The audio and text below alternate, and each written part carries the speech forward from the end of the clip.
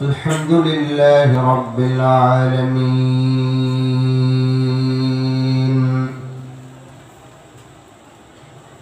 والصلاة والسلام على أشرف الأنبياء والمرسلين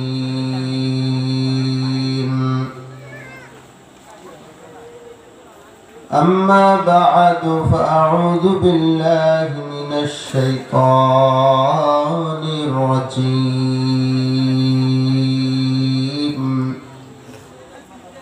بسم الله الرحمن الرحيم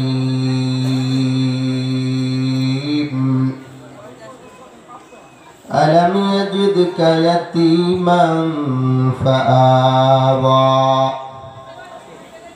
ووجدك ضالا فهدى ووجدك عائلا فأغنى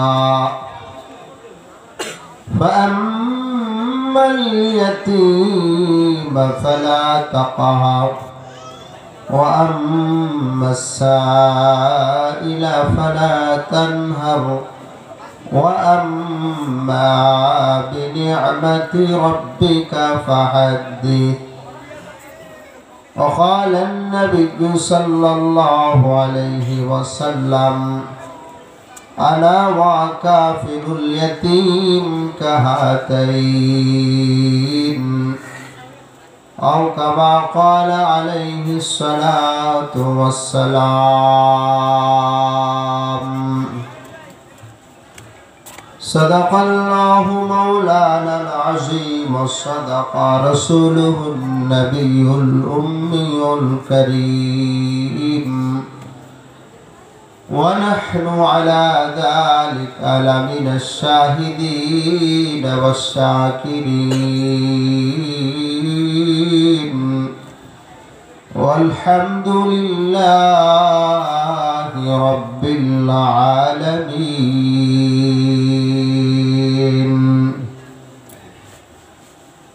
ओ माफ जमाल कमर के बरस नबुवत उस नूर खुदा से है मुझे ऐन मोहब्बत उस नूर खुदा से है मुझे ऐन मोहब्बत. ज़मज़म भी पिया फिर न भिजी आगे जिगर की ज़मज़म भी पिया फिर न भिजी आगे जिगर की.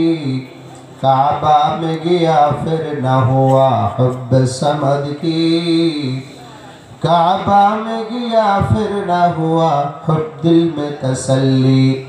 हम साए जिब्रील अमीन बंदाए खाकी हम साए जिब्रील अमीन बंदाए खाकी.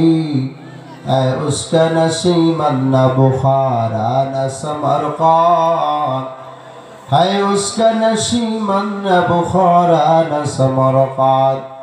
साहिल से लगा दो मुझे अश्कों का सफीना आँखों से दिखा दो मुझे मक्का और मदीना आँखों से दिखा दो मुझे मक्का और मदीना.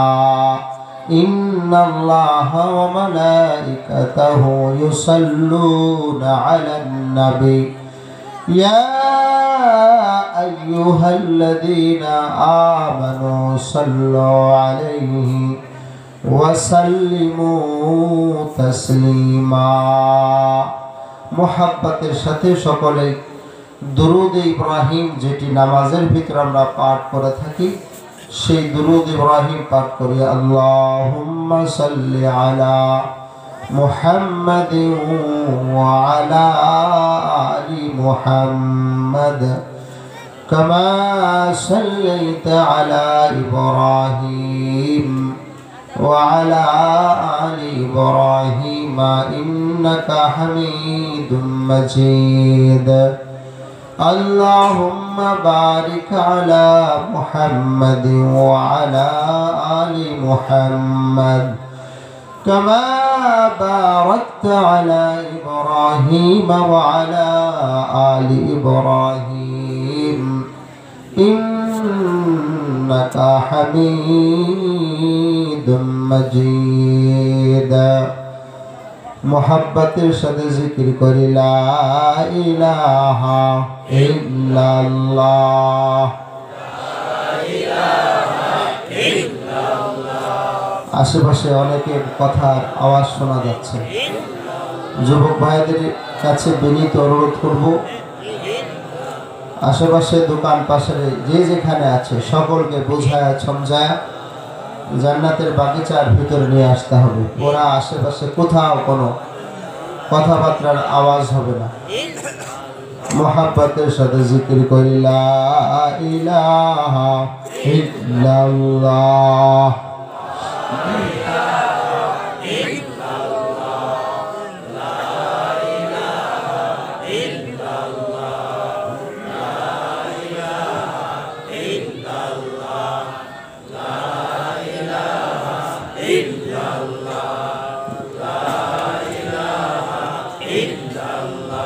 ओ फूल फूल नहीं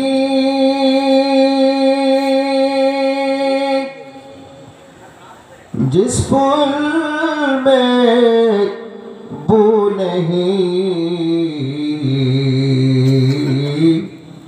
ओ दिल दिल नहीं जिस दिल में खुदा तो नहीं ला इलाहा इल्लल्लाह ला इलाहा इल्लल्लाह ला इलाहा इल्लल्लाह ला इलाहा इल्लल्लाह जगह जी लगाने के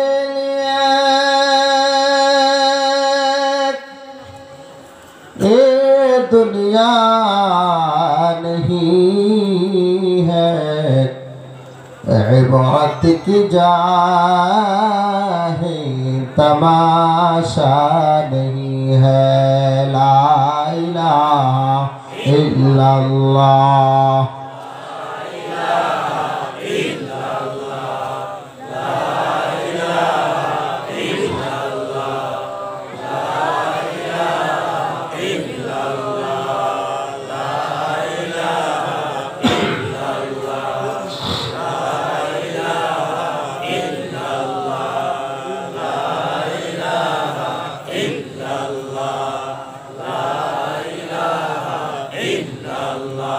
ला इलाहा इल्लल्लाह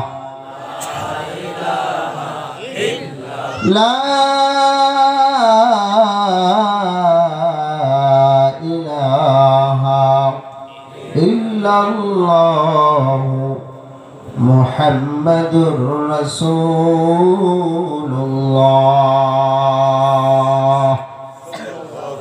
सल्लल्लाहु अलैहि वसल्लम भीतपुर শালজানা ইসলামী যুব সমাজের উদ্যোগে আয়োজিত ওয়াজ ও দোয়ার মাহফিলের সম্মানিত সভাপতি উপস্থিত হযরত উলামা ইকরাম আজিজাম তুলাবা মুরব্বিয়ান আযম যুবক ভাইরা স্নেহের আদরের ছোটরা বাসাবাড়িতে অবস্থানরতা সম্মানিত মুহতারামা মা ও ভগ্নীগণ আল্লাহ সুবহানাহু ওয়া তাআলার দরবারে লাখো কোটি শুকর রব্বুল আলামিন আমাদেরকে করোনার অদ্ভুত পরিস্থিতির পরে দ্বীনি মাহফিল করতে পারবো এটার আশা আমাদের অনেকেরই ছিল না ঠিক না এই ধরনের দ্বীনি মাহফিল অংশগ্রহণ করতে পারবো এই ধরনের আশা এবং বিশ্বাস আমাদের কারো জীবনের উপর ছিল না কিন্তু মহান রব্বুল আলামিন বড় দয়া এবং ইহসানের মাধ্যমে আমাদেরকে এই ধরনের দ্বীনি জলসা দ্বীন প্রোগ্রামে আবারও অংশগ্রহণের সুযোগ দান করেছেন তৌফিক দান করেছেন হায়াতে বরকত দান করেছেন এজন্য মালিকের দরবারে শুকরগুজার হচ্ছি, সকলেই করি আলহামদুলিল্লাহ। ঈশার নামাজের আগে এবং ঈশার নামাজের পরে বিশেষ করে আমি দুজনের আলোচনা শ্রবণ করেছি। আমার স্নেহের ছাত্র আরিফুল ইসলাম এর আলোচনাও কিছু শুনেছি। আপনাদের মসজিদের ইমাম সাহেব বেচারা নৌজওয়ান মানুষ, চমৎকার আলোচনা করছিলেন আলহামদুলিল্লাহ। আল্লাহ তাআলা তার হায়াতে বরকত দান করেন। তো যা হোক, রাত্র বেশি করার পক্ষে সাধারণত আমি না, গভীর রজনী পর্যন্ত আলোচনা করা, বিশেষ করে এই তবারকের মাহফিলগুলো বড় সমস্যা, ঠিক না? যেখানে তবারকের ব্যবস্থা থাকে, অনেকেই তবারকের চিন্তায় ব্যস্ত থাকে, নামাজ পড়ে না, ওয়াজ নসিহত কিচ্ছু শুনে না, আছে কি না? সারা বাংলাদেশে ঘুরতেছি তো, আজকে প্রায় 20 বছর ধরে দিনই জলসা করতেছি আলহামদুলিল্লাহ। তো যার কারণে অনেক অভিজ্ঞতা, অনেক কিছু দেখেছি, অনেক কিছু শিখেছি, যে কারণে অনেক বড় তাফসীর মাহফিলে রাত 1টা বাজায় ফেলছে। 30 সাল একটা প্রোগ্রাম, বড় মাদ্রাসার প্রোগ্রাম। আমাকে স্টেজে নিচে আমি যে দোয়া করে চলে আসছি, আমি কোনো কথা বলিনি, শুধু মুনাজাত করেছি। অনেক সমস্যা রাত্র গভীর করলে। অনেক মুরব্বী বাবাজি আছেন, সুসাত্র তাহাজ্জুদের নামাজ পড়েন, আছেন কি? এরপরে কর্মব্যস্ত মানুষ অনেকে আছেন, অনেক মাদ্রাসার আসাতাজে একরাম আছেন, ইমাম সাহেব হুজুর আছেন, যারা দরস তাদরিসের সাথে থাকেন, হিফজখানায় শিক্ষকতা করেন। আবার অনেকেই কর্মব্যস্ততা আছে দিনের বেলায়। ওয়াজআলনা আল-লাইলা লিবাসা ওয়াজআলনা আন-নাহারা মাআশা। আল্লাহ পাক বলেন, রাত্রকে তো আমি আরামের জন্য করেছি, আর দিনকে তোমাদের কামাই রোজগারের জন্য করেছি। সুবহানাল্লাহ। এখন বেশি রাত পর্যন্ত জাগ্রত হওয়ার কারণে, জাগার কারণে রাতের আরামটা নষ্ট হবে, বিঘ্নিত হবে, আর সকালের বেলার, দিনের বেলার কর্মটা আমাদের থেকে ছুটে যাবে, ঠিকই ঠিক না? রোজগারের ব্যবস্থাটা বন্ধ হয়ে যাবে। এই জন্য হক্কানি পীর মাশায়েখ যারা আছেন, চরমনার পীর সাহেব হুজুর সহ যারা আছেন, এনারা গভীর রজনী পর্যন্ত আলোচনা করার পক্ষে নন, ঠিকই ঠিক না? এই জন্য রাত্র বেশি গভীর হবে না ইনশাল্লাহ। জায়াতে কারিমা পড়েছি, সেখান থেকেই আপনাদেরকে কিছু আলোচনা শোনাবার চেষ্টা করব।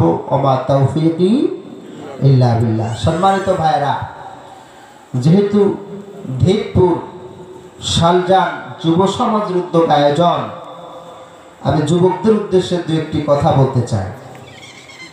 এখানেও যে তার ব্যতিক্রম দেখেছি অনেক যুবকদের মাহফিলে। মানিকগঞ্জের ভেতরে তো নতুন না, প্রায় মানিকগঞ্জের আশেপাশেই, মানিকগঞ্জে প্রায় 7-8 বছর ধরে প্রোগ্রাম করি, প্রতি বছরই মানিকগঞ্জে প্রোগ্রাম করি, সুতরাং অনেক অভিজ্ঞতা আছে।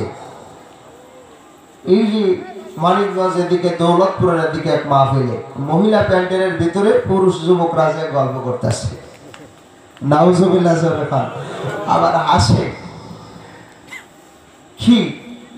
কি একটা ব্যাপার। এই তবারক দিতে গিয়ে পুরুষেরা, যুবকরা এই মহিলাদের প্যান্ডেলে ঢুকে পড়ছে, তাহলে এই ওয়াজে দিয়ে কোনো লাভ আছে? গুনাহ হবে, ঠিকই ঠিক না? জোরে খান। আরে এই ওয়াজ দিয়ে কি লাভ হবে? যুবকরা যদি ওয়াজ নসিহত না শুনে, নামাজ না পড়ে, যুবকরা ওয়াজ নসিহত দেয়, যুবকরা নামাজ পড়ে না, আছে কিনা? তো হুজুর আমরা একটু ব্যস্ত আছি, তবারকের জন্য ব্যস্ত আছি। এই জন্য আপনাদেরকে বলবো, যুবক ভাই, বিশেষ করে আপনারা যারা আয়োজন করেছেন, যুবক ভাই যারা আছেন, আপনারা আসতে হবে মাহফিলে, আপনাদেরকে ওয়াজ নসিহত শুনতে হবে। কারণ মুরব্বী যারা বুড়া হয়ে গেছে, তাদের তো মেন সময়টা চলে গেছে, কথা বলে ঠিকই ঠিক না? এখন ওনারা ওয়াজ শুনুক অথবা না শুনুক একই অবস্থা, ঠিকই ঠিক না? এক যুবককে জিজ্ঞাসা করে, কি রে তোর দাদা যার কাশে টাসে না, আগে তো কাশে এলাকা গরম করে ফেলতো।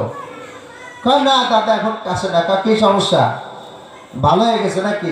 ভালো হয় না, কাশতে কাশতে শক্তি শেষ, কাশতে কাশতে শক্তি শেষ। এখন শক্তি নেই সেজন্য কাশে না, শক্তি থাকলে কাশত।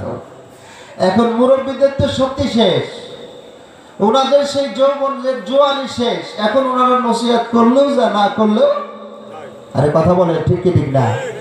এখন আর মুরব্বীর এদিক সেদিক করবে না, ওনারা সাইজ হয়ে গেছে অটোমেটিকলি আল্লাহর পক্ষ থেকে, ঠিক কি না? لقد خلقنا الإنسان في أحسن تقويم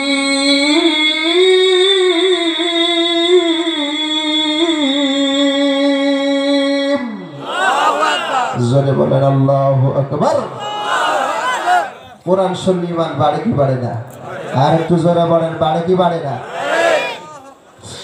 وَإِذَا تُلِيَتْ عَلَيْهِمْ آيَاتُنَا زَادَتْهُمْ إِيمَانًا وَعَلَى رَبِّهِمْ يَتَوَكَّلُونَ।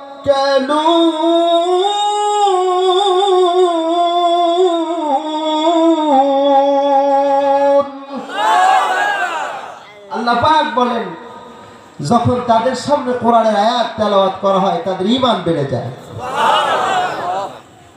আল্লাহ পাক বলেন, পৃথিবীতে আমি মানব জাতিকে সুন্দর অভাবে সৃষ্টি করেছি, তারা সব থেকে সুন্দর। সুবহানাল্লাহ, সব থেকে মানব জাতি সুন্দর। এরপর আল্লাহ পাক বলেন, ইল্লাল্লাযীনা আমানু ওয়া আমিলুস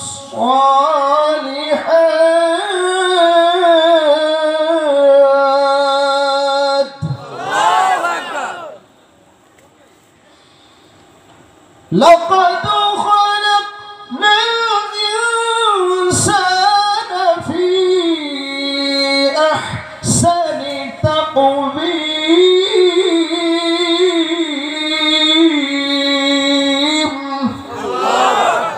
ثم رددناه أسفل سافلين।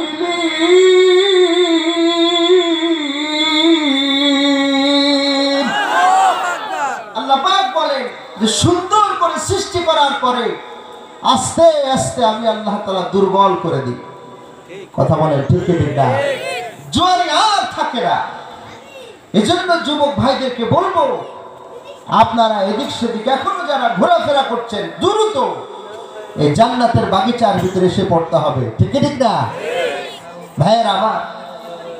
এজন্য কোনো কথা বলবা না। আশেপাশে বাচ্চাদের কথার আওয়াজ শোনা যাচ্ছে, কোনো কথা হবে না ভাইয়েরা আমার, দোস্ত হাবাবেরা। এই জন্য কোন কবি বলছেন যুবকদেরকে ডেকে, দরজওয়ানি কুন রিয়াজত গর তুঝে মনজুর হ্যায়, চাঁদ রোজ গম সালিয়া ফির उम्र भर मसरूर है, चांद रोज गम सालिया फिर उम्र भर मसरूर है। कर जवानी में इबादत काहिली अच्छी नहीं, कर जवानी में इबादत काहिली अच्छी नहीं। जब बुढ़ापा आ गया कुछ बात बम पाना नहीं, जब बुढ़ापा आ गया कुछ बात बम पाना नहीं। कवि लिखे बोले, हे जुबान दर जवानी कुन रियाजत गर तुझे मंजूर है।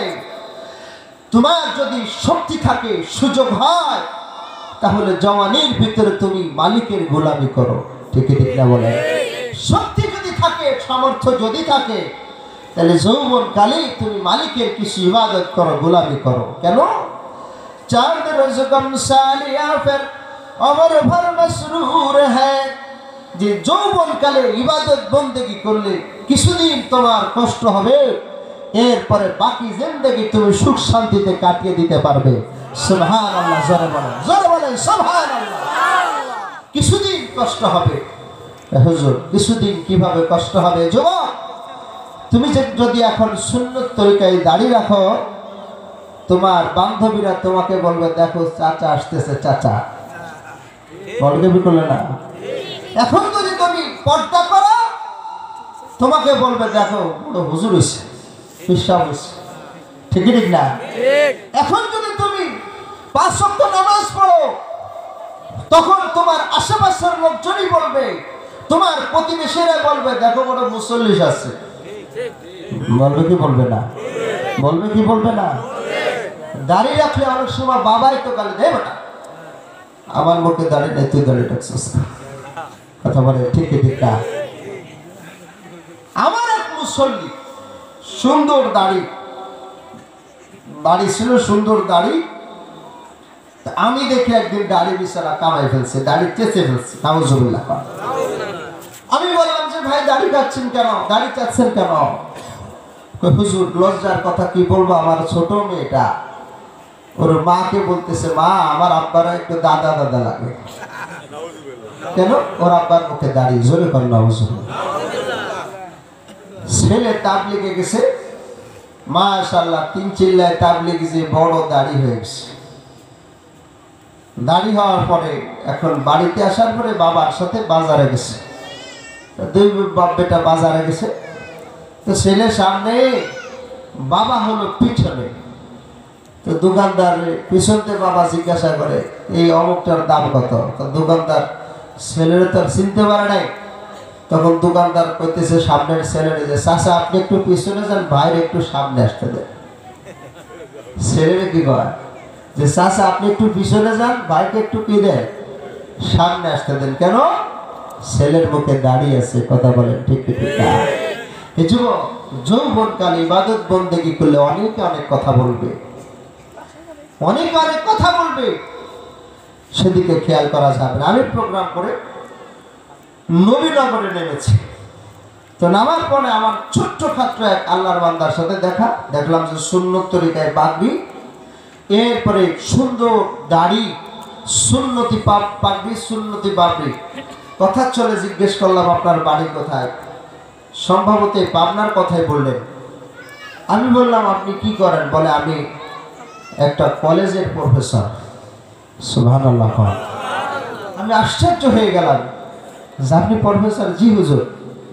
আমি বললাম যে আপনি এই কলেজে প্রফেসরই করেন, কলেজের মেয়েরা ছেলেরা আপনাকে কিছু বলে না, টিটকারি করে না? বলে প্রথম তারা তো কিছুটা করেছিল, কিন্তু আলহামদুলিল্লাহ সুন্নতের বরকতে এখন ওরা আমাকে যেমনটি ভয় পায় তেমনটি শ্রদ্ধার নজরে দেখে। সুবহানাল্লাহ জোরে বলো। এই জন্য তোমাদেরকে বলি যৌবন কালেই গোলামি করার সময়। ঠিক ঠিক না? জোরে কর। जवानी गुफ्त बापीरा दिलागा, चगम कर दी चगम गश्ती दरीरा। जवानी गुफ्त बापीरा दिलागा, चगम कर दी चगम गश्ती दरीरा।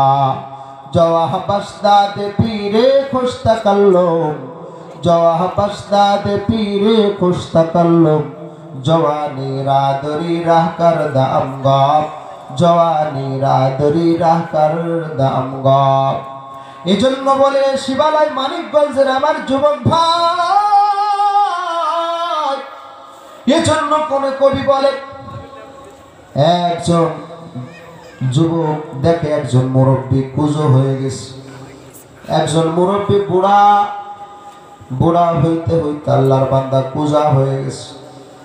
লাঠি ভর দেয়া রাস্তার ভিতরে হাঁটাহাঁটি করে, একবার রাস্তার এক প্রান্তে যায়, আবার রাস্তার আর এক প্রান্তে যেভাবে হাঁটাহাঁটি করে, কি যেন তালাশ করে।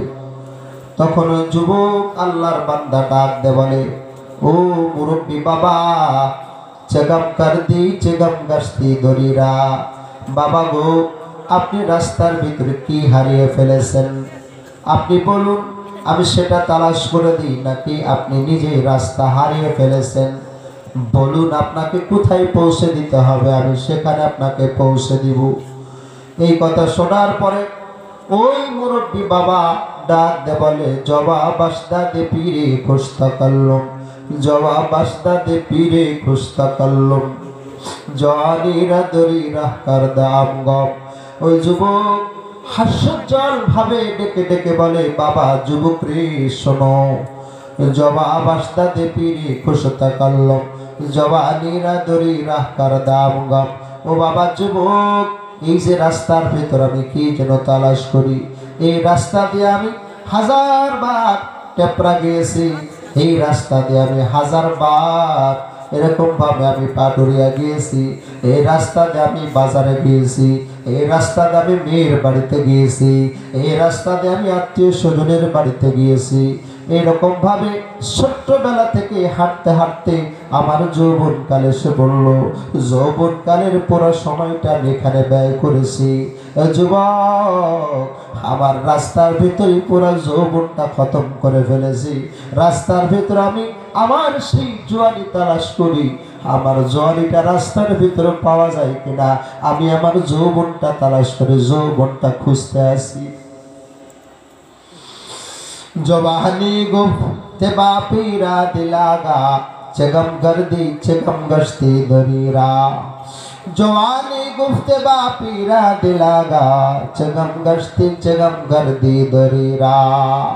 এবার যুবক ডাক দে বলে, হে মুরব্বী বাবা শোনেন, ভালো করে শোনেন। এরকম ভাবে একবার যখন জোয়ানি চলে যায়, একবার যখন জোয়ানি খতম হয়ে যায়, কেমন পর্যন্ত আর আপনার জোয়ানিটা ফিরে আসবে না। কথা কন ঠিক কি ঠিক না? একবার যে জোয়ানি খতম, এই জোয়ানি আর দ্বিতীয়বার ফিরে আসবে না। এখন মুরব্বী বাবাদের আফসোস করে, হায় কেন জোয়ানির ভিতরে একটু নফল নামাজ বেশি পড়লাম না, জোয়ানির ভিতরে কেন তাহাজ্জুদের নামাজ পড়লাম না, জোয়ানির ভিতরে কেন কোরআন তেলাওয়াত করলাম না, সকাল জিকির কেন করলাম না।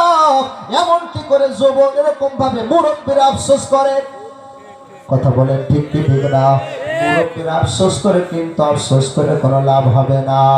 কার জওয়ানি মে ইবাদত काहेली अच्छी नहीं, जब बुढ़ापा आ गया कुछ बात बन पड़ा नहीं। এজন্য কবি বলেন, হে যুবক ভাই, এজন্য কবি বলেন, তোমার যদি সুযোগ হয় যৌবনকালে ইবাদত বন্দেগী করতে, তুমি অলসতা করিও না। যৌবনকালে ইবাদত বন্দেগী করতে অলসতা করিও না। কারণ जब बुढ़ापा आ गया कुछ बात बन पड़ा नहीं। আরে যখন বুড়াপনি এসে যায়, যখন বার্ধক্য এসে যায়, আর ইবাদত বন্দেগী করতে মন বসে না। ভাইরা আমার, এলাকার মুরব্বী বাবা কোন শীতের রজনীতে সুন্দর করে বাসা থেকে গরম পানি দজু করে মসজিদের ভিতর আসছে ফজরের নামাজ আদায় করার জন্য। এরকম ভাবে আল্লাহুম্মা ইফতাহলি আবওয়াবা রাহমাতিক বইলা ডান পাটা মসজিদের ভিতর ঢুকিয়েছে, বাম পাটা এখন মসজিদের বাহিরে। বাম পাটা ঢোকানোর আগে ওযুটা ভাঙ্গিয়া যায়। আছে কিনা? জোরে কোন আছে কিনা? এই ওযু ভেঙে যায়, চোখের পানি ছেড়ে আস্তে করে আবার বাড়িতে চলে যায়। আরে আজকে আমি ফজরের নামাজটা জামাতের সাথে আদায় করতে পারলাম না। যৌবনকালে তুমি সারা রাত জেগে জেগে টেলিভিশন দেখো, ঘুম আসে না, সারা রাত জেগে জেগে নামাজ পড়তে পারবা, অসুবিধা নাই। এ ভাই, যৌবনকালে এই যে নদীর ভিতরে মাছ ধরবা, কোনো কষ্ট অনুভব হবে না। কিন্তু যদি মুরব্বীদেরকে বলা হয় যান আপনি মাছ ধরে আসুন, তার পক্ষে মাছ ধরতে যাওয়া সম্ভব নয়। ঠিক কি ঠিক না? এজন্য আমার কলিজার টুকরা যুবক ভাই, এখনো যারা এদিক সেদিকে আছেন, অনুরোধ করবো তাড়াতাড়ি জান্নাতের বাগিচার ভিতরে চলে আসি, জিকির করি লা ইলাহা ইল্লাল্লাহ। একটু আগে আসি, একটু আগে আসি, সামনের দিকে জিকির করে আগে আসি, জান্নাতের বাগিচার ভিতরে সকলকে জায়গা করে দিই। কারণ এই মজলিসের ভিতরে ফেরেশতারা বৃষ্টির মতো রহমত বর্ষণ করছে। জোরে বলেন সুবহানাল্লাহ। এই মজলিসকে রহমতের ফেরেশতারা বেষ্টন করে আসমান পর্যন্ত ঘেরাও দিয়ে বসে আছে। এই মজলিসের ভিতরে আজকে যারা উপস্থিত হবেন, ফেরেশতারা আল্লাহ রাব্বুল আলামিনের দরবারে রিপোর্ট করবেন। আল্লাহ তাআলা ফেরেশতাদের মজলিসে তার নাম এবং তার বাবার নাম ধরে ডাকতেছে, জোরে বলেন সুবহানাল্লাহ। এজন্য যুবক ভাই এখনো যারা দাঁড়ায় আছেন ভেতরে বৈশা যান, জিকির করে লা ইলাহা ইল্লাল্লাহ।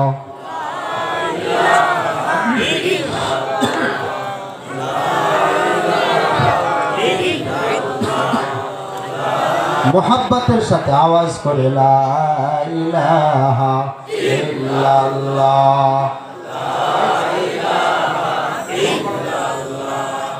লা ইলাহা ইল্লাল্লাহ,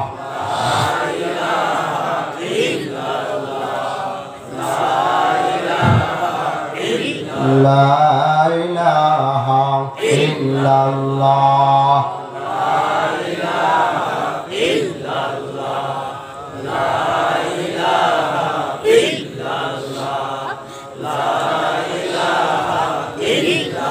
লা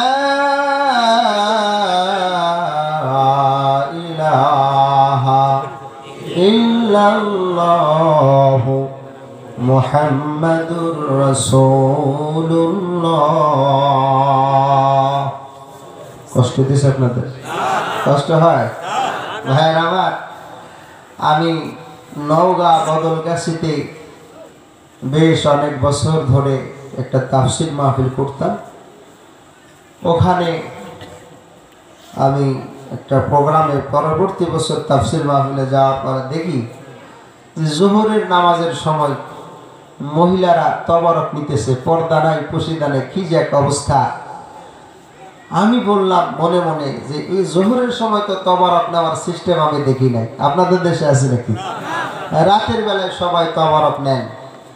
তো আমি মাগরিবের নামাজ পড়ে একটু আরাম করতেছি, কারণ আমার বয়ান রাত 10টার পরে, সে কারণে আরাম করতেছি। ইমাম সাহেব দেখি বয়ান করতেছে যে ভাইয়ের আমার আজকে তবারকের ব্যবস্থা আছে, তবারক বড় বরকতি, এই জন্য আপনারা তবারক খেয়ে যাবেন। মা বোনের জন্য তবারকের ব্যবস্থা আছে।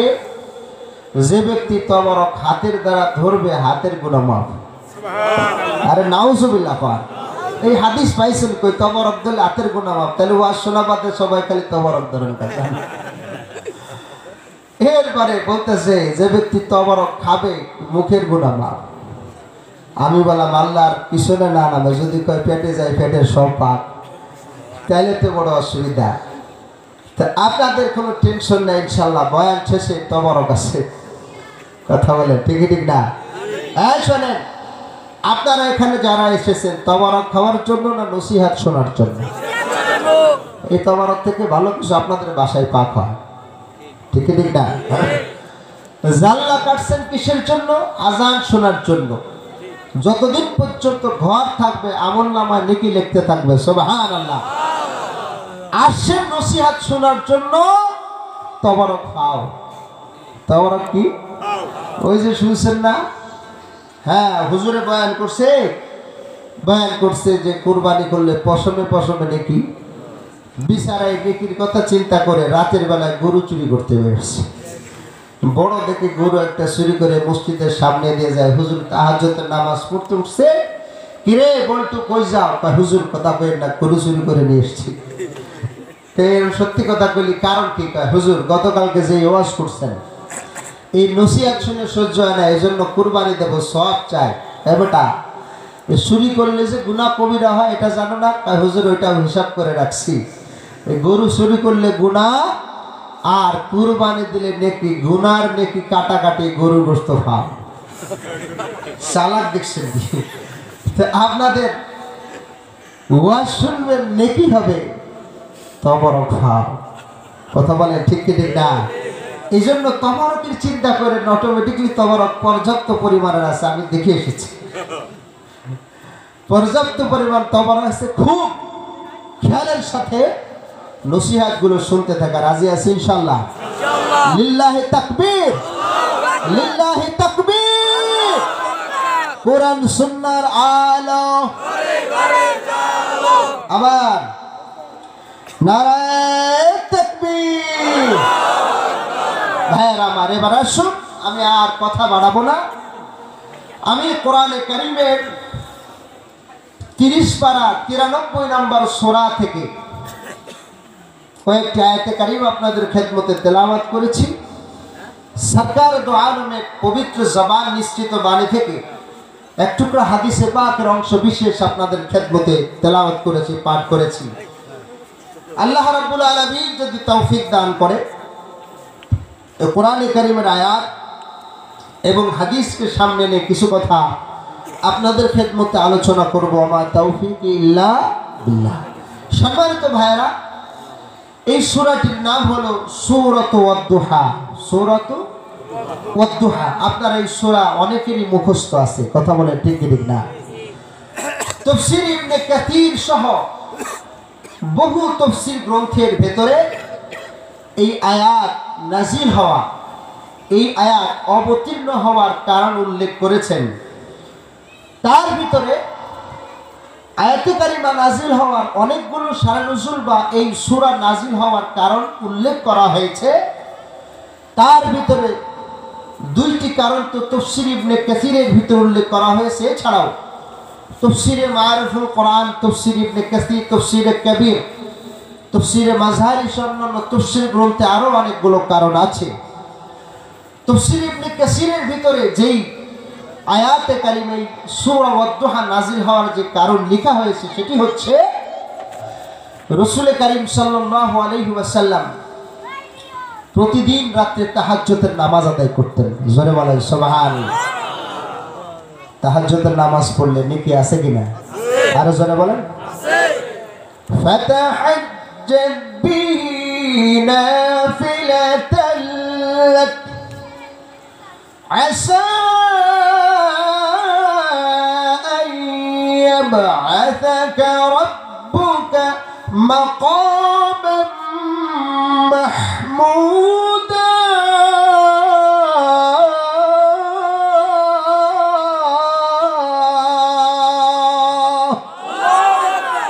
আল্লাহ পাক বলেন যে তাহাজ্জুদের নামাজ যারা আদায় করবে আল্লাহ পাক রব্বুল আলামিন তাদেরকে মাকামে মাহমুদ দান করবে। জোরে বলেন সুবহানাল্লাহ। আল্লাহর নবী তাহাজ্জুদের নামাজ আদায় করতেন। ঘটনাক্রমে সরকার দো আলমের অসুস্থতার কারণে দুদিন তাহাজ্জুদের নামাজ ছুটে গেল। তাহাজ্জুদের নামাজ ছুটে গেল। এই কথা শোনার পরে একজন মুশরিক মহিলা এসে নবীজির সামনে বলল, মুহাম্মদ, তুমি যে শয়তানের অনুসরণ করো সেই শয়তান ভুলে গেছে। জোরে কর নাউজুবিল্লাহ। জিবরাইল আমিন নবীজির কাছে ওহী নিয়ে আসে, জিবরাইল আমিনকে শয়তান বলেছে। নাউজুবিল্লাহ বলেন, ভুলে গেছে গা। অন্য আরেকটি কারণ লেখা হয়েছে রাসূল করিম সাল্লাল্লাহু আলাইহি ওয়াসাল্লামের কাছে বেশ 15 দিন পর্যন্ত ওহী বন্ধ ছিল। এটার কারণ লিখেছেন যে সূরাতুল কাহাফ নাজিল হওয়ার যেই কারণ সূরাতু ওয়াদ-দুহা নাজিল হওয়ার একই কারণ।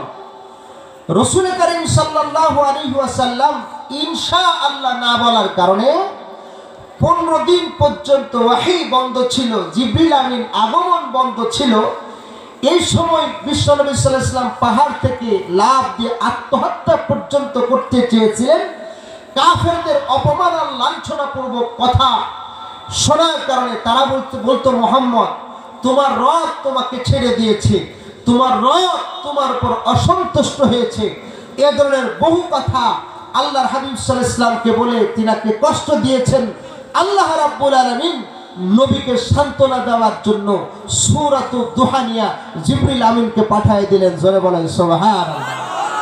জিবরিল আমিন এসে নবীজির কাছে সূরা দুহা দিয়ে দিলেন। জোরে বলেন সুবহানাল্লাহ। ওয়াদ-দুহা ওয়াল-লাইলি ইযা সাজা মা ওয়াদ্দা'আকা রাব্বুকা ওয়া মা ক্বালা ওয়ালাল আখিরাতু খায়রুল লাকা মিনাল উলা ওয়ালাসাওফা ইউ'তিকা রাব্বুকা ফাতারদা।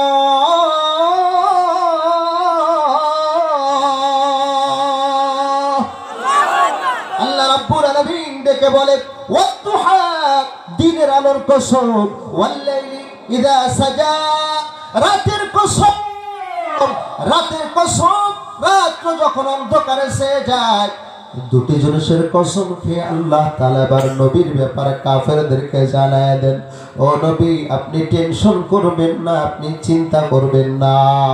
কাফেররা বলে আপনার রব আপনাকে ছেড়ে দিয়েছে, কাফেররা বলে আপনার রব আপনার উপর সন্তুষ্ট হয়েছে। না না, মা ওয়াদ্দাআকা রাব্বুকা ওয়া মা ক্বালা। নবী গো, আল্লাহ তাআলা আপনাকে ছেড়ে দেয় নাই, আল্লাহ তাআলা আপনার উপর সন্তুষ্ট হয় নাই। জোরে কান সুবহানাল্লাহ। মুসলমান ঈমানের আওয়াজে জোরে কান সুবহানাল্লাহ। আল্লাহ নবীকে সান্ত্বনা দিলেন।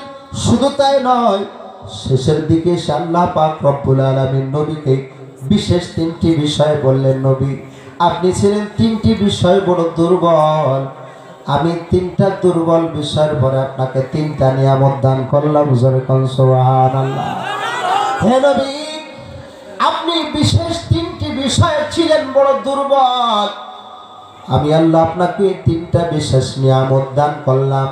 আর নবী গো, যেহেতু আপনাকে আমি তিনটি বড় বড় নিয়ামত দান করেছি, এই জন্য তিনটি নিয়ামতের পরিবর্তে আমি আল্লাহ আপনাকে তিনটা বিষয় আদেশ করলাম। সূরা কান্না সুবহানাল্লাহ। তাহলে নবীর দুর্বলতা কয়টা? জোরে বলেন কয়টা? নিয়ামত দিলেন কয়টি? আদেশ করলেন কয়টি? মোট কয়টি? 9টি। 9টি বিষয় হলো আজকে আলোচনা শেষ দেব, শুনবেন তো ইনশাআল্লাহ। তাহলে নবীর তিনটি বিষয়ে দুর্বলতা। আল্লাহ পাক নবীকে বললেন, নবী কাফেররা আপনাকে অনেক কথা বলে, আপনাকে অনেক কথা বলে, আপনাকে দুর্বল ভাবে, আপনাকে গরিব ভাবে, অসহায় ভাবে। আমিও তো জানি আপনি এতিম, আমিও তো জানি আপনি দুর্বল, আমিও তো জানি আপনি নিঃস্ব। এজন্য আল্লাহ তাআলা কোরআনে কারিমে সূরাতুদ দুহার ভিতরে শেষের দিকে বলে দিলেন, আলাম ইয়াজিদকা ইয়াতীমান ফাআওয়া।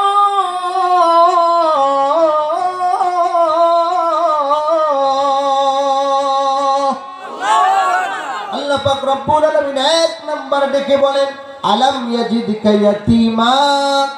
হে নবী, আপনার রবকে আপনাকে পান না ইয়াতীম, তার মানে আমার নবী আপনার নবী এমন ইয়াতীম, এমন ইয়াতীম সাধারণত দেখা যায় না। কথা বলেন ঠিক কি ঠিক না? মাহে রবিউল আউয়াল, রবিউল আউয়াল মাস চলছে, যেই মাসে আল্লাহর হাবিব দুনিয়াতে আসছেন। এজন্য নবীর সিরাত নিয়ে আমার ছাত্র আরিফুল ইসলাম আলোচনা করেছে। তো নবীর ইতিহাস, নবীর সিরাতের ভেতরে বিশেষ অংশের আলোচনা। আল্লাহ পাক বলেন, নবী আপনি ইয়াতীম, আমার নবী আপনার নবী কিভাবে ইয়াতীম ছিলেন সিরাতে মুস্তাফা, সিরাতে ইবনে হিশামের ভিতরে বর্ণনা করা হয়। আমার নবী আপনার নবী এত ইয়াতীম।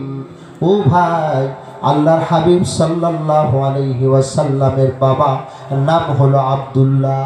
নাম কি? আরো জোরে বলেন, নাম কি? আব্দুল্লাহ। কত সুন্দর নাম।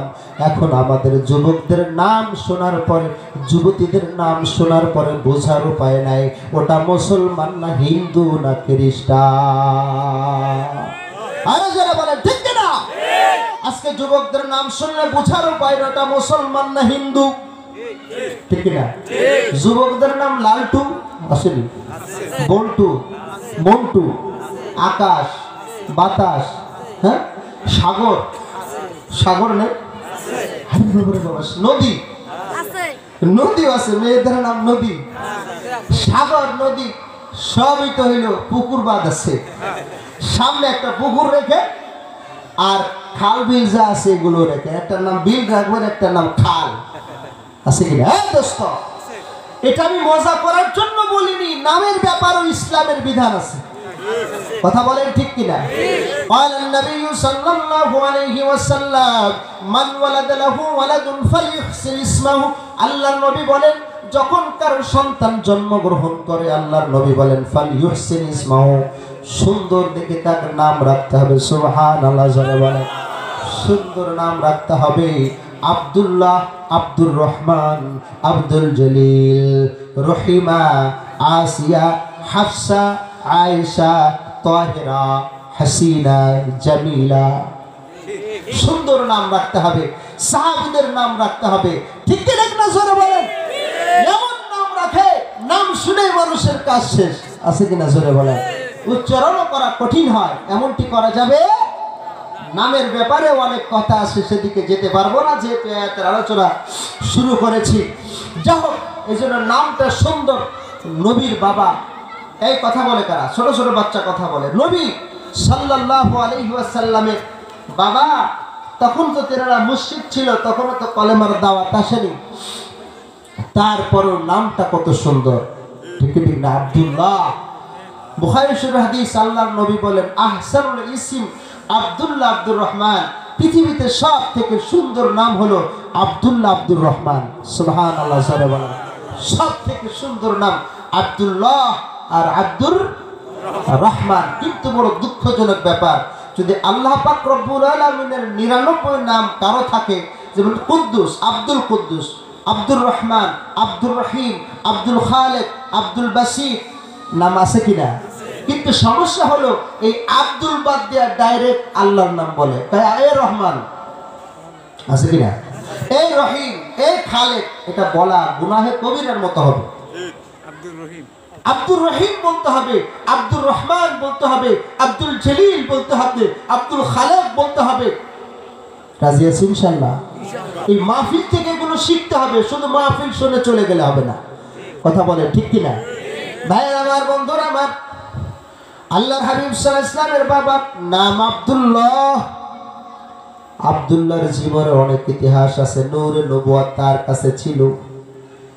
নূরে নবুয়ত হযরতে আমিনাকে বিবাহ করার পরে মদিনার সম্ভ্রান্ত ব্যবসায়ী তিনার মেয়ে আমিনাকে বিবাহ করার পরে স্বামী স্ত্রী সংসার শুরু করেছেন, বাসর রাত্রে মিলন।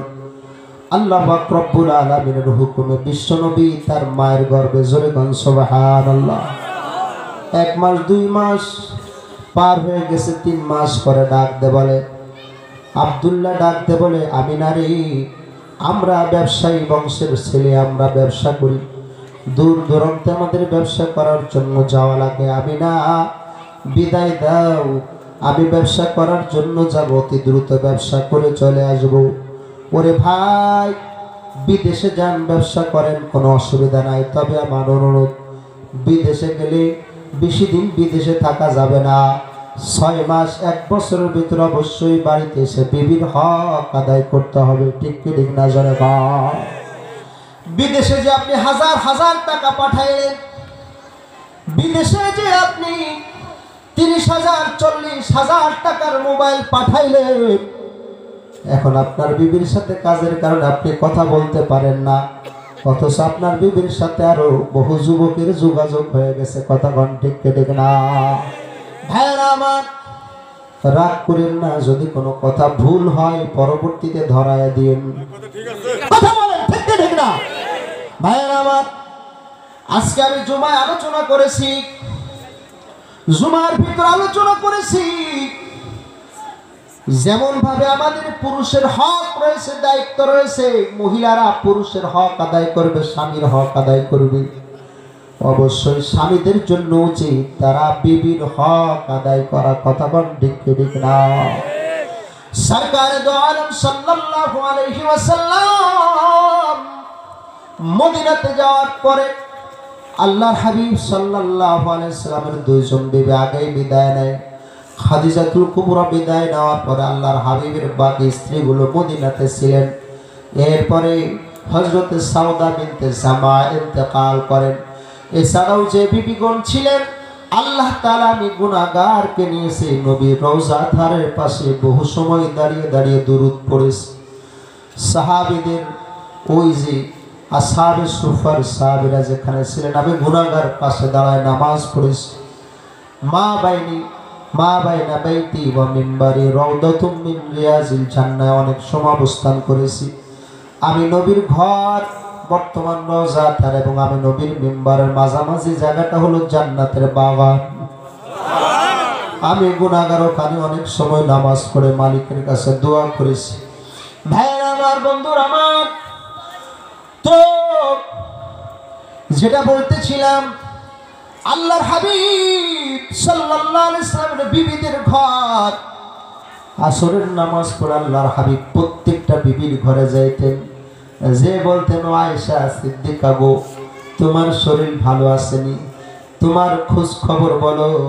আবার যাইতেন আম্মাজান উম্মে সালমা রাদিয়াল্লাহু আনহার ঘরে, কি খবর তোমার উম্মে সালমা। আবার যেতেন হাফসা রাদিয়াল্লাহু আনহার ঘরে, ও হাফসা তুমি কেমন আছো। মারিয়া কিপ্তির ঘরে যেতেন, বলো তোমার কি খবর। আল্লাহর হাবিব এতগুলো বিবির প্রতিদিন খোঁজ খবর নিয়েছে, আর আমি আপনি তো জিন্দগিতেও বলি না, বলো তোমার শরীরটা কেমন আছে। তুমি সংসারের কাজ করো, সারাদিন বড় মেহনত করো, বিবিরে তোমার শরীরটা ঠিক আছে কিনা। তোমার জ্বর হয়েছে, চলো ডাক্তারের কাছে নিয়ে। তুমি অসুস্থ, চলো তোমাকে একটু ডাক্তার দেখাই। এ ধরনের কথা আমরা বিবিকে বলি না, কথা কোন ঠিক ঠিক না। ভাইয়ের আমার, বন্ধুর আমার, আপনি বিদেশে যান মানা করি না, কিন্তু এটা তো অবশ্যই মানা করি। বিদেশে গেছে আমার এক চাচতো ভাই 10 বছর বিদেশে, কথা কোন ঠিক ঠিক না। এই 10 বছরে বিদেশে গেছো, বউ তারে কোন সোনালী ব্যাংকে জমা দিয়ে গেছো, কথা কোন ঠিক ঠিক না। আবার রাগ করতেছেন নাকি আপনারা, এই হুজুরদের গোপন কথা কয়। রে দোস্ত, এটা এই জন্য বলে অনেক যুবক আছে তোমরা পরিকল্পনা করে রাখছো, হুজুর বিয়েটা করে শ্বশুর বাড়ির টাকা দিয়ে আমরা বিদেশে যাব, তখন ঠিক না। না রে যুবক, না, এমনটি করা যাবে না। অবশ্যই অবশ্যই 6 মাস হলো উত্তম, 3 মাস এর অধিক মেয়েরা সহ্য করতে পারে না। তারপরও 6 মাস 1 বছরের বেশি থাকবা না রে যুবক, নতুন বড় বড় সমস্যা আছে। তুমি চলে যাবা বিদেশে, আর এদিকে ভাই চিঠি লিখছে, ও ভাই তোমার বিবি অন্যের কোলবালিশ হয়ে গেছে, জোরে কান্না নাউজুবিল্লাহ। ভাইয়ের আমার, বন্ধুর আমার, আব্দুল্লাহ আমিনাকে ডেকে বলে, আমিনা আমি বিদেশে যাচ্ছি ব্যবসা করার জন্য, আমি খুব দ্রুত চলে আসব। আসার পরে ব্যবসায়ী কাফেলারা যখন মক্কার ভিতরে সে ঘন্টা বাজায় দিবে, তুমি সেজে গুজে দরজা আমার জন্য অপেক্ষা করবে। আমি এসে তোমার সাথে আলিঙ্গন করব, সাক্ষাৎ করব। বিবির কাছ থেকে হযরত আব্দুল্লাহ বিদায় নিয়ে চলে গেলেন ব্যবসার উদ্দেশ্যে চলে গেলেন। মদিনাতে যাওয়ার পরে বড় অসুস্থ হয়ে পড়েছে। খুতুবাতে জুলফিকারের ভিতর লেখা হয়, এবার ব্যবসায়ী কাফেলারা ব্যবসা করে মদিনাতে চলে আসছে, ঘন্টা বাজায় দিয়েছে। ঘন্টা বাজানোর পরে এবার হযরতে আমিনা নবীজির মা, এদিকে বিশ্ব নবী আল্লাহর হাবিব সাল্লাল্লাহু আলাইহি ওয়াসাল্লামের মায়ের গর্ভে চলে আসছে, জোরে কান সুবহানাল্লাহ। হযরতে আমিনার দিলে বড় আশা, আমার স্বামী আব্দুল্লাহ যখন আসবে, আমি আব্দুল্লাহকে বুকে নিয়ে ডেকে বলবো, স্বামী গো, তোমার আদরের সন্তান এখন আমি আমিনার গর্ভে চলে আসছি। এমন আশা নিয়ে, এমন আকাঙ্ক্ষা নিয়ে মা আমিনা সেজে বুঝে সুন্দরভাবে ঘরের দরজায় দাঁড়িয়ে আছে। এক এক করে ব্যবসায়ী কাফেলার সদস্যরা যার যার ঘরের দিকে চলে যায়, বাড়ির দিকে চলে যায়। সবাই আস্তে আস্তে মাল সামান নিয়ে চলে গেল, কিন্তু আব্দুল্লাহ নাই। আব্দুল্লাহ নাই, কোথায় গেল আমার আব্দুল্লাহ।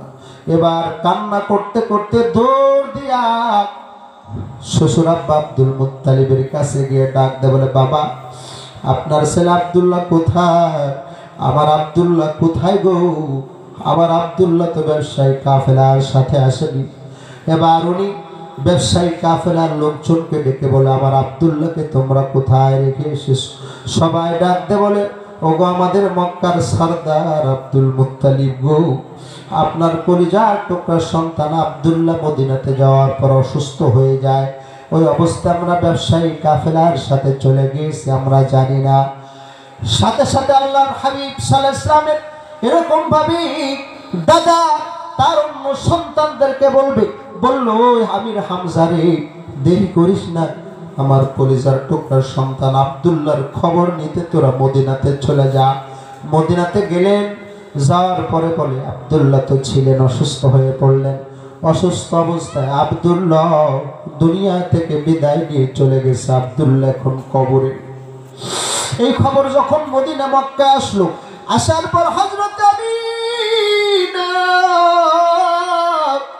মালিকের দরবারে দুইটা হাত বাড়িয়ে কান্দে আর বলে, আল্লাহ, আমার সন্তান আমার সন্তান, গর্ভের সন্তান, গর্ভে থাকাকালীন সময় এতিম হয়ে গেল, বাবা নাই। আমার সন্তানটি যখন জন্ম দিয়ে দুনিয়াতে আসবে আর আমাকে বলবে, মা, আমার আব্বা কোথায়, আমি কি জবাব দিব? ভাইরা আমার, আমি না কান্দে, নবীজির দাদাও কান্দে। আল্লাহর হুকুমে সরকার দো আলম দুনিয়াতে চলে আসেন। দুনিয়াতে আসেন, অনেক অলৌকিক ঘটনা ঘটে গেল। জন্মে থাকতে আল্লাহর হাবিবের নাম স্বপ্নে জানিয়ে দেয়, আমি না গো, তোমার গর্ভে যে সন্তান আসতেছে, সন্তানের নাম রাখবে মুহাম্মদ। আল্লাহর হাবিব দুনিয়াতে আসেন। হযরত ইমাম সাহেব খতিব সাহেব এখানে আছেন, আলোচনা করেছেন জন্মের পরে ইতিহাস জমা, আপনারা আলোচনা শুনেছেন। আল্লাহু আকবার। নবীজি জন্মের পরে মায়ের স্তনের দুধ পান করলেন, এরপরে দাসীর দুধ পান করলেন, এরপরে হালিমাতুস সাদিয়া তায়েফের জমিন থেকে বাচ্চাদেরকে নেওয়ার জন্য আসলো। বেছে বেছে সবাই ভালো ভালো মেয়েদেরকে বাচ্চা দেয়। আমার নবী এতিম, আমার নবীকে কেউ নিতে চায় না। কয় এই ছেলেটার বাচ্চা নাই, বাবা নাই, বলে না বাবা নাই। এই ছেলেটার নিলে তো আমরা হাদিয়া টাকা পয়সা বেশি পাবো না। আল্লাহর নবীকে কেউ নিতে চায় না। ওদিকে হালিমাতুস সাদিয়ার স্তনের ভিতর দুধ নাই, কেউ বাচ্চা দিতে চায় না। হালিমাতুস সাদিয়া স্বামীকে ডাক দিয়ে বলে, এই প্রিয়তম স্বামী, আমরা এতিম বাচ্চাটাকে নিলেই মনে হয় ভালো হয়, বলে নিয়ে চলো। আল্লাহর হাবিবকে যিনি বুকের ভিতরে উঠায় নিল, হালিমা সাদিয়ার স্তরে দুধে ভরপুর হয়ে গেল। সুবহানাল্লাহ। উটের হাওদার ভিতরে বসলে উটে দুধে পরিপূর্ণ হয়ে গেল। সেই ইতিহাস আপনারা জানেন। আমি যেটা এখানে বুঝাইতে চাই, ওরে মা, আল্লাহর হাবিব সাল্লাল্লাহু আলাইহি ওয়াসাল্লাম কিন্তু জন্মের পরে তার মায়ের স্তরে দুধ পান করেছেন। কথা বলেন ঠিক কি ঠিক না? আল্লাহর হাবিব সাল্লাল্লাহু আলাইহি ওয়াসাল্লাম বিশ্ব নবী মার স্তরে দুধ পান করেছেন। 1,24,000 পয়গম্বর আজকে তারা তার মায়ের স্তরে দুধ পান করেছেন। সাহাবী মায়ের স্তরে দুধ পান করেছেন। আর আজকে কিছু মডার্ন মহিলা বাংলার জমিনে বের হয়েছে, জন্মের পরে তার স্তনের ক্যাপাসিটি নষ্ট হয়ে যাবে, এই জন্য বাচ্চাকে স্তনের দুধ পান করায় না। ঠিক না জোরে বলেন? ভাইয়েরা আমার, দোস্ত বাবেরা, আপনারা একটু হাসপাতালে গিয়ে দেখবেন, ইউনিয়ন পর্যায়ে হাসপাতালে গিয়ে দেখবেন, সব হাসপাতালে বর্তমান এরকম ভাবে মেয়েদের ব্রেস্ট ক্যান্সার, স্তন ক্যান্সার হচ্ছে, ক্যান্সার পরীক্ষা করার জন্য আলাদা রুম আছে। কথা বলেন ঠিক ঠিক না? ওরে মা, ওরে মানিকগঞ্জের মারা, ভালো করে শোনেন। আজ থেকে 20 বছর আগে আমার কোনো মা বোনের চাচি দাদিদের কোনো দুধের স্তনে ক্যান্সার ছিল না। ঠিক না?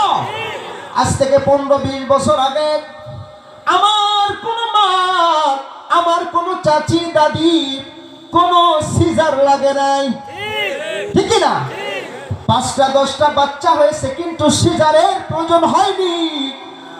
আর আজকে সিজার ছাড়া, শীত কাটা ছাড়া বাচ্চা আসে না। সরে দেন না, শীত কেটে টাকা পয়সা চুরি করে। এখন সিজার ছাড়া বাচ্চা হয় না। কয় কেন? 1 নাম্বার কারণ হলো বর্তমান মা বোনদের ইখলাস নষ্ট হয়ে গেছে, আল্লাহর উপরে এদের ভরসা নাই। ঠিক ঠিক না? বাচ্চা পেটে আসার সাথে সাথে স্বামীরে কয় ব্যাংকে টাকা জমাও, টাকা কেন? কয় যে সিজার করলাম, সিজার।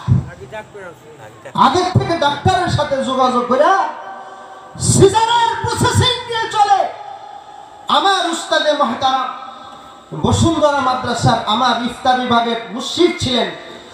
আমি হুজুরের তত্ত্বাবধানে ছিলাম। ওলামা ইকরাম এখানে যারা আছেন হয়তো হুজুরের নাম শুনছেন। মুফতি জামাল উদ্দিন সুবহানী সাতকানিয়া হুজুর। হুজুর অত্যন্ত উঁচু মাপের একজন বুজুর্গ ছিলেন। কিছু বুজুর্গ আছে দুনিয়াতে, তারা জাহির হয় না, প্রকাশিত হয় না। ঠিক কিনা? হুজুর ওই ধরনের একজন বুজুর্গ ছিলেন, অল্প বয়সে একটা মাত্র বাচ্চা রেখে হুজুর জান্নাতি হয়ে গেছে। আল্লাহ হুজুরকে জান্নাতের উচ্চ মাকাম দান করেন। 24টা ঘন্টা হুজুর আমলে থাকতেন। যে সময় সে সময় নামাজ, সেই সময় ইবাদত, সে সময় কোরআন তেলাওয়াত। হুজুর আমাদের ইফতার ঘন্টা একটা কথা বলছিলেন যে চিটাগাং, চট্টগ্রামে এই যে মা বোনদের কেন বর্তমান সিজার লাগছে, একটা তথ্য উনি পেশ করেছিলেন। চিটাগাংয়ে একজন মাওলানা সাহেব একটা মেডিকেল কলেজে মেডিকেলে যান, ওনার বিবি প্রেগনেন্ট, গর্ভবতী, এই জন্য ওনার বিবিকে নিয়ে হাসপাতালে গেছেন। যাওয়ার পর একজন বড় হাসপাতালে ডাক্তার উনি হুজুর আর হুজুরের বউকে দেখে মুস্কি মুস্কি আসতেছে। মাওলানা মানুষ তো নিজের বোর দিকে তাকায়, যদি কেউ বোরকা পরা বোর দিকে তাকায় হাসে, মিজাজ খারাপ হইব না? আরে কথা বলেন ঠিক ঠিক না? সাথে সাথে ডাক্তারকে বলছে, ডাক্তার আপনি হাসলেন কেন, কারণ বলতে হবে। কাই না এমনি বলে না, আপনি যদি কারণ খুলে না বলেন আপনার নাম আমরা কেস করব, ইফটিজিংয়ের কেস করব। ডাক্তার বিচারা অফিসে নিয়ে গেছে, তার চেম্বারে নিয়ে বলে, ভাইরে শোনেন, আমরা তো জানি, আমরা তো মনে করি যে সাধারণ মানুষ তাদের বিবিদেরকে প্রেগনেন্ট হওয়ার পর হাসপাতালে আনবে, সিজার করবে, কিন্তু আপনি একজন আলেম, আপনি আপনার বিবিকে কেন হাসপাতাল আনছেন, এই জন্য আমি হাসছি। বলে আশ্চর্য ব্যাপার, আমি আলেম বলে কি আমার বিবিকে আমি হাসপাতালে, গর্ভবতী বিবিকে হাসপাতাল আনতে পারবো না? বলে পারবে, কিন্তু সমস্যা তো অন্য জায়গায়। বলে কি? বলে সমস্যা হচ্ছে আন্তর্জাতিকভাবে ইহুদি খ্রিস্টানরা ইসলামকে মিটায় দেওয়ার ষড়যন্ত্রে লিপ্ত। কথা বলে ঠিক কি ঠিক না? দেখেন না, তারা ইসলামকে মিটাতে চায়, অনেকভাবে চেষ্টা করেছে। এক সময় তারা পুরা পৃথিবীর কোরআন কিনে জ্বালিয়ে দিতে চেয়েছিল, সম্ভব হয় নাই, ঠিক কিনা? ইসলাম মিটাইতে পারে নাই। যুদ্ধ করে ইসলামকে মিটাইতে চেয়েছে উপমহাদেশে, আলেম ওলামাকে ফাঁসি দিয়ে, মাদ্রাসা বন্ধ করে, কোনোভাবে তারা ইসলামকে মিটাইতে পারে নাই। কথা বলে ঠিক কি ঠিক না? এখন ওরা সূক্ষ্ম পরিকল্পিতভাবে আগাইতেছে। এখন বলে তাহলে একটা কাজ করো, মুসলমানদের জন্ম নিয়ন্ত্রণ, বাংলা আরবিতে বলা হয় জবতে তাওলিদ, আর ইংরেজিতে বলা হয় বার্থ কন্ট্রোল। বাংলায় বলা হয় জন্ম নিয়ন্ত্রণ বলে। তাহলে এখন একটা পদ্ধতি যে বাংলাদেশের মুসলমানরা জন্ম নিয়ন্ত্রণ পদ্ধতি তারা ব্যবহার করুক, বেশি সন্তান হইলে আলেম ওলামা হবে, আমাদের বিপক্ষে সোচ্চার হয়ে স্লোগান দিবে, তাদের জন্ম নিয়ন্ত্রণ পদ্ধতি চালু করতে হবে। আমেরিকায় জন্ম নিয়ন্ত্রণ পদ্ধতির কোনো ব্যবস্থা নাই, স্বামীর পরিচয় নেই, স্ত্রী যেখান থেকে সেখান থেকে কুত্তার মতো সন্তান নাই। কথা বলেন ঠিক কিনা? তাহলে তাদের দেশে জন্ম নিয়ন্ত্রণের কোনো ওয়াজ নসিহত নাই, ব্রিটেনে কোনো জন্ম নিয়ন্ত্রণের ওয়াজ নসিহত নাই, ফ্রান্সে জন্ম নিয়ন্ত্রণের কোনো নসিহত নাই। যত নসিহত তারা বাংলাদেশে বারাক, এডাস, কারিতাস বিভিন্ন মাধ্যমে তারা পাঠায় দেয়। কথা বলেন ঠিক ঠিক না? সূক্ষ্ম পরিকল্পনার মাধ্যমে তারা বাংলাদেশের মুসলমানের সংখ্যা কমাইতে চায়। আর আল্লাহর হাবিব বলেন যে আল্লাহর হাবিব বলেন যে তোমরা এমন পরিবারে বিবাহ করো, তাসাব্বাজুল ওয়াদুদ আল ওয়ালুদ, এমন বংশের মেয়েদেরকে বিবাহ করো যাদের সন্তান বেশি হয়, যেই বংশের মেয়েদের সন্তান জন্মগ্রহণ করে বেশি, এবং যেই বংশের মেয়েরা সন্তান লালন পালন বড় আগ্রহী, এই বংশের মেয়েদেরকে বিবাহ করো। ফাইন্নী মুকাথিরুম বিকুমুল উম্মাহ, কারণ কিয়ামতের ময়দানে আমি অধিক সংখ্যক উম্মত আমার, এটা আমি গর্ব করব। জোরে বলেন সুবহানাল্লাহ। এ ভাই, এক চেয়ারম্যান মনে করেন সে শোডাউন দিতেছে, যার জনগণ কম, 200 জনগণ, এই পাশ থেকে শোডাউন দিয়ে চিতে শুয়ে পড়ছে, শোডাউন দিয়ে, কারণ লোকজন নাই পিছনে। আর এক চেয়ারম্যান শুরু করছে মনে রাস্তার এক মাথাতে শুরু করছে, সারা এলাকা ঘুরাইছে, তার জনগণের শেষ নাই। এই চেয়ারম্যান বড় খুশি। কথা বলে ঠিক কি ঠিক না? আমার নবীর উম্মত বেশি, কিয়ামতের ময়দানে নবী অন্য উম্মতদের উপর গর্ব করবে। জোরে বলেন সুবহানাল্লাহ। আর খ্রিস্টানরা বলে তোমরা উম্মত কমাও। এখন স্লোগান চালায় দিল কি, ছেলে হোক মেয়ে হোক দুইটাই যথেষ্ট। আপনারা এই স্লোগান শুনছেন কিনা? এরপরে এটা অনেক বছর শুনছি, এরপরে নতুন বর্তমান স্লোগান, ছেলে হোক মেয়ে হোক একটি যথেষ্ট, একটি হলে, দুইটি হলে ভালো, একটি হলেই যথেষ্ট, এরকম একটা কি স্লোগান আছে। কথা বলে ঠিক কি ঠিক না? এখানে সূক্ষ্ম একটি বিষয় তারা লুকিয়ে আমাদেরকে মুশরিক বানাইতে চায়। জানেন কি? বিগত সময়ের ভিতরে বিএনপি সরকারের আমলে সম্ভবত সারা বাংলাদেশে আপনাদের মতো বয়স্কদের একটা শিক্ষা নিরক্ষর বাংলাদেশ গড়ার একটা আন্দোলন চলছিল, বিকশিত মানিকগঞ্জ, বিকশিত মাগুরার নামে। মনে আছে কি আপনাদের? জানেন, ওই বইয়ের ভিতরে আমি নিজে পড়েছি। ওখানেও বইয়ের ভিতরে একটা চ্যাপ্টারে ওখানে লেখা আছে যে কৃষক ক্ষেতের ভিতর কাজ করতেছে আর ওই কৃষক গান গাইতেছে যে মানুষ বাড়ে বছর বছর, জমি তো আর বাড়ে না রে, বাড়তি মুখের খাবার দিতে কেউ কোনোদিন পারে না রে। নাউজুবিল্লাহ জোরে কান। এই কথাটা এখানে লেখা ছিল। তার মানে মানুষ বছর বছর বাড়ে, জমি বাড়ে না রে, এই কথা দ্বারা মুশরিক হয়ে যাবে। এই কথা যদি কেউ বিশ্বাস করে, রিজিকের মালিককে আল্লাহ। আর একটু জোরে বলে আল্লাহ। জমিতে রিজিক দেয়, খেতে রিজিক দেয়, এরকম ভাবে ফল ফ্রুট রিজিক দেয়, চাকরি বাকরিতে রিজিক দেয়। রিজিকদেরকে আল্লাহ। আর জোরে বলেন রিজিকদেরকে আল্লাহ। وما من دابة في الأرض إلا على الله رزقها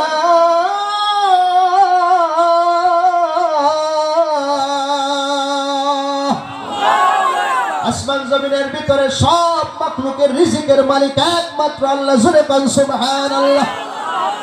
والله يرزق من يشاء بغير حساب।